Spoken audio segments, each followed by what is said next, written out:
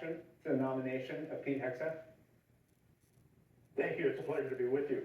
Well, I think Mr. Hegseth has an impressive record. He went to prestigious schools. He's a major in the Minnesota National Guard, multiple deployments, combat deployments that resulted in personal decorations. I think he's well qualified to be a lieutenant colonel in the Minnesota National Guard. Does that qualify him to be Secretary of Defense? That's a question that the Senate is going to have to wrestle with in the confirmation, and that your viewers are going to have to wrestle with when they judge the quality that they're receiving from the Trump administration. Let me go. I think there's two things that, yes, sir. Sorry, you continue. I would urge the Senate to look at two things with regard to his record. First is competence. Does he have the record demonstrating competence in what is probably the most important and the most powerful job in the cabinet? The Secretary of Defense has a number of hats he wears, and one of them is he is in the operational chain of command. It's actually the Secretary of Defense that makes the decision to others overseas and in harm's way. In addition to that, he also leads and manages the largest organization in our government, one of the largest organizations in the world.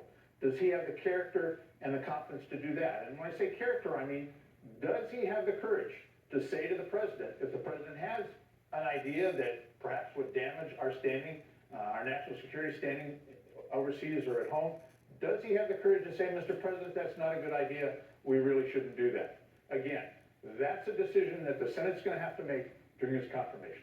Let me ask you about your experience in the Army. As I said, you had a top job in the Army during a moment that I highlighted, when then President Trump pardoned 2 Army soldiers accused of murdering Afghan civilians and reversed the demotion of Navy SEAL Eddie Gallagher. What was the impact of then President Trump's moves then? It sent, especially with regard to those 3 individuals who were alleged to have committed war crimes.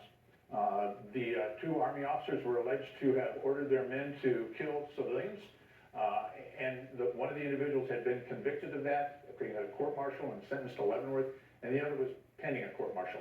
The pardon that came down really sent the message to the troops in the field that you don't have to obey the laws of war, you don't have to adhere to the Geneva Conventions, you can kill civilians. That's something that our Army, our nation simply does not do. Our people wouldn't stand for that. You're supposed to protect civilians on the battlefield, not victimize them. Mr. Hegseth had a role in convincing then President Trump of making those decisions. Are you concerned by his role in that moving forward?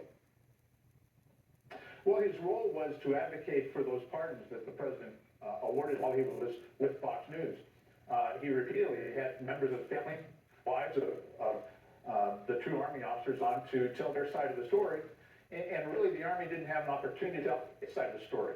And it was the Fox News advocacy that prompted then President Trump to grant those pardons. And that is a concern.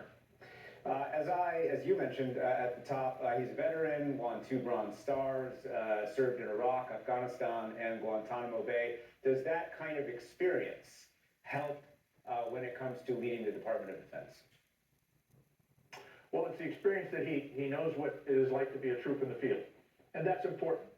We've seen that in previous secretaries, both Secretary Mattis, Secretary Esper, and I think it's important that experience is under his belt. But it certainly was on a lower level. He led troops as a major. He probably had maybe 10, 15, 20 people he was in charge of.